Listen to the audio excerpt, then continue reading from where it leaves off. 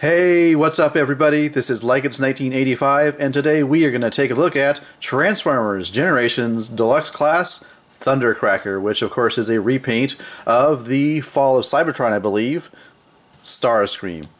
It's basically just a straight repaint or recolor. As far as I can tell, there is no resculpting at all. Even the head sculpts between the two of them are identical. So there you go, just look at the two of them together. And on my particular Thundercracker figure, his left leg here, there seems to be an issue with the joint, because if you look at the right leg and how far it can go inside like that, well, this is as far as it goes inside. So there seems to be an issue with the joint. I'm not sure what. I tried to force it a little bit, but I was worried that I would break the actual joint if I forced it anymore. So there is that particular issue with this leg here at the hip. But, you know, being a straight recolor, it does share the same articulation as the original figure, which is to say you have the head on a swivel joint. The arms here can go out to the side, around, swivel at the bicep. You've got a bend at the elbow. Pretty nice bend there, as you can see. Looks to be about a full 180. You have the swivel at the wrist. There is no waist articulation. You have this joint here at the hips, swivel, bend, and that's all you have for articulation for this figure. Again, there's light piping on the head sculpt, but again, it's the same exact head sculpt as the one found on the original Starscream figure, so nothing different there as far as I can tell. So I picked this up at my local Walmart. I was planning not to pick this up, but you know how things go. You sometimes change your mind, or you see it on the pegs and decide, well, I'm here, it's here, might as well pick it up. So that's kind of what the story is behind this guy. So really fantastic silver paint. There's no silver paint really on Starscream, so you can see there's quite a difference in this area here as opposed to on the original Starscream figure, which is just a bland gray plastic. So I do like the blue and silver and red and the fantastically purple Decepticon symbols here on the wings. Looks good. As you can see, the weapons here can mount either on the forearm. They can be used as guns if you want to, by mounting them in the peg hole in the hand, like that. And as you recall from my original Starscream review, these can combine together for one BFG, and it has that gear mechanism there. As you move one barrel, both barrels rotate in tandem. You can see the gears there going. Let me go ahead and separate those because they'll be used in the plane mode or jet mode. So we're going to take a look at that right now. So go ahead and put away the toes and pull apart the torso here. And this whole assembly here is going to straighten out. You're going to want to rotate the head around. Straighten this out. Bring out the tip of the nose cone there, which folds back for the robot mode. There we go.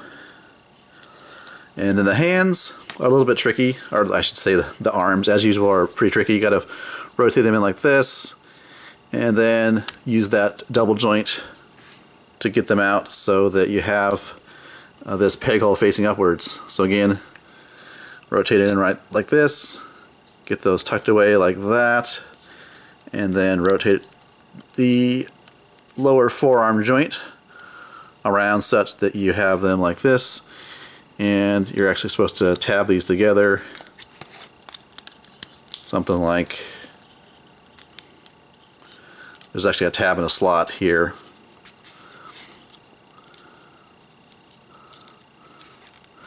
That's supposed to hold these forearms together. So looking something like that, and then all you got to do is swing back this whole assembly here, rotate the legs such that you have, there's a small peg hole here, is going to line up and they're going to peg together like that. And like that. And there you go. So there is the Cybertronian jet mode for Thundercracker. And here you really do see the nice silver, and the silver on the wings, and the Decepticon symbol, the purple. Overall, I would say it's a more appealing color combination just based on the colors as compared to Starscream here. Nice clear canopy section for the cockpit. And if you look close enough, there's actually a little pilot's chair in there. If you see that. Look at the rear here. Underside, top down, forward. So yeah, pretty cool. And then of course you can mount these underneath here,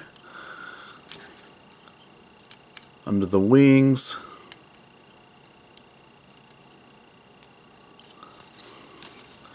To complete the transformation. Something like that. Pretty cool. Alright, so let's go ahead and take a look at the comic that does come with this figure. Again, I love the idea of Hasbro coming up with the comic packs with the figure and the comic as part of one cool combination. So here, fantastic artwork on the front with the picture of Thundercracker. On the inside cover, you do get a little bit of a update where this story takes place. As you can see, it takes place between, or I should say after, the events of Transformers Autocracy. And you can see here the jet mode is not the Cybertronian jet mode that's the actual toy is based on, but it's the Earth-based jet mode for Thundercracker. Basically, this is a story about Thundercracker leading a team of Decepticons trying to find Metroplex so that they can gain Metroplex's space bridge technology, which I think is going to assume, or going to help them, you know, in their plans to take over the universe. So, artwork is so-so. It's not great. You can just kind of get an idea here of the artwork in these few pages here. Here's a look at Metroplex, which is really cool.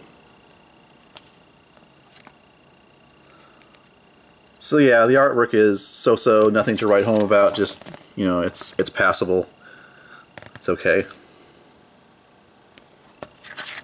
And then the other part of the story is we have Bumblebee leading a trio, well, there's only three of them, Bumblebee, Nightbeat, and Jetfire. And he's the leader of this little squad, I guess you call it, that's tracking down and following Thundercracker as Thundercracker's trying to find the Metroplex.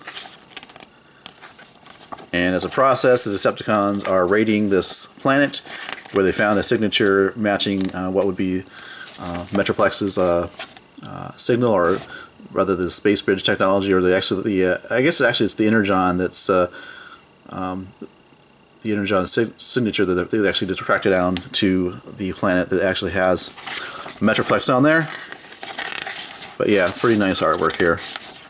You know, it is what it is there. So, yep, Thundercracker, pretty cool. It's not necessary you pick it up, although, like I said before, I like the paint scheme better with the silver and blue as opposed to Starscream. Alright, well, thanks for watching. This has been a review of Transformers Generations Thundercracker.